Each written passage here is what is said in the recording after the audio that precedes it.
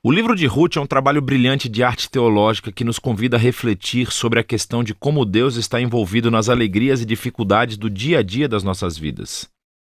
Há 3 personagens principais no livro: Noemi, a viúva, Ruth, a moabita, e Boaz, o agricultor israelita. E sua história é contada em 4 capítulos que são projetados lindamente. Vamos nos aprofundar e ver como tudo se desenvolve. O capítulo 1 começa com essa frase: nos dias em que os juízes decidiram. E isso nos lembra dos dias muito sombrios e difíceis do livro de Juízes. E aqui encontramos uma família israelita em Belém lutando para sobreviver à fome. E assim, em busca de comida, eles se mudam para a terra de Moabe, antigo inimigo de Israel. E aí o pai da família morre. E os filhos se casam com 2 mulheres moabitas, Ruth e Orfa. E então os filhos também morrem. E assim, eles deixam apenas Noemi e essas 2 novas noras. E Noemi não tem mais motivos para ficar. E ela diz às suas novas noras que ela está voltando para casa. E Noemi sabe que a vida de uma viúva solteira e estrangeira em Israel é muito difícil. E então, ela compele as mulheres a ficarem para trás. Orfa concorda, mas Ruth não. Ela mostra uma lealdade notável a Noemi. E ela diz: onde quer que você for, eu vou. O seu povo se tornará o meu povo e o seu Deus se tornará o meu Deus. E assim as 2 retornam a Israel juntas, e o capítulo termina com Noemi mudando seu nome para Mara, o que significa amargura em hebraico, e ela lamenta o seu destino trágico. O capítulo 2 começa com Noemi e Ruth discutindo onde vão encontrar comida. E acontece que é o começo da colheita da cevada. E assim, Ruth sai em busca de comida e acontece que ela acaba colhendo grãos no campo de um homem chamado Boaz, que por acaso é parente de Noemi. Nos é dito que Boaz é um homem de caráter nobre, e ele observa a Ruth.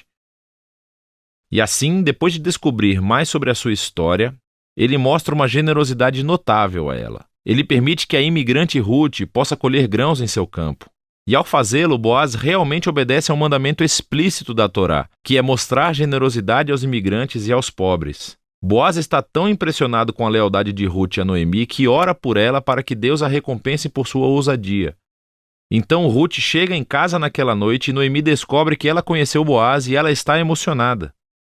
Ela diz que Boaz é o resgatador da sua família.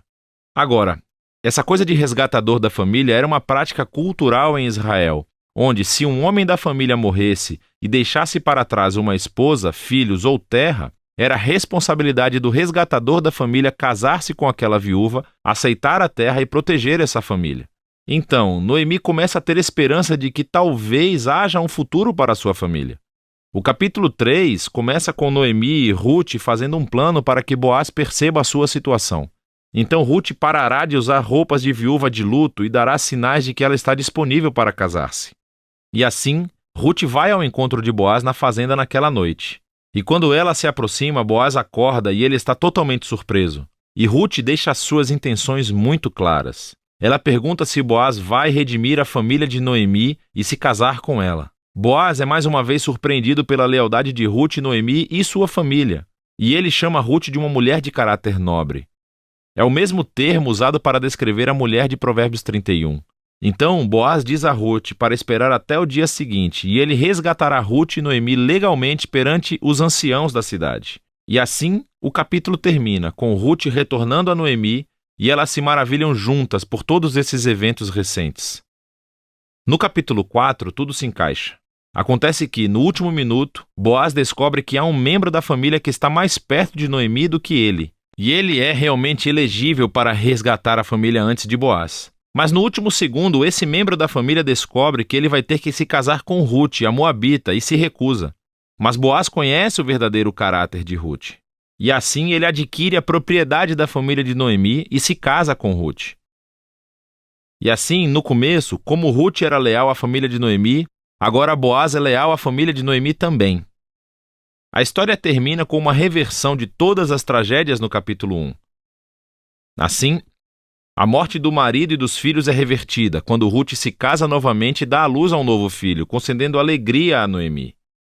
E essa simetria entre abertura e encerramento é ainda mais notável. Então, lembre-se, a tragédia da abertura foi seguida por um grande ato de lealdade da parte de Ruth. E isso agora é correspondido pelo ato de lealdade de Boaz que leva à restauração final da família. E essa simetria também destaca o conceito dos capítulos internos. Cada um dos capítulos começa com Noemi e Ruth fazendo um plano para o futuro.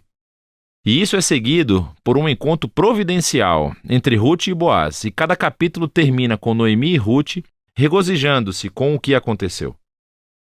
Essa história é projetada lindamente, e esse conceito realmente se conecta com uma característica realmente interessante da história, que é o fato de haver pouca menção de Deus.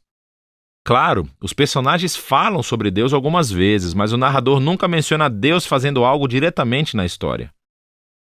E esse é o seu brilhantismo, porque a providência de Deus está em ação por trás de cada cena dessa história, tecendo as circunstâncias e as escolhas de todos esses personagens.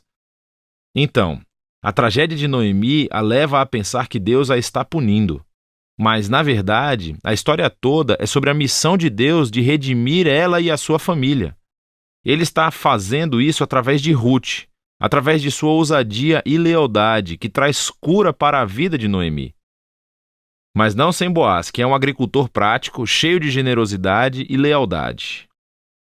E assim, Deus usa sua integridade combinada com a ousadia de Ruth para salvar Noemi e a sua família. E assim, essa história explora de maneira brilhante a interação dos propósitos e da vontade de Deus com a decisão e a vontade humanas.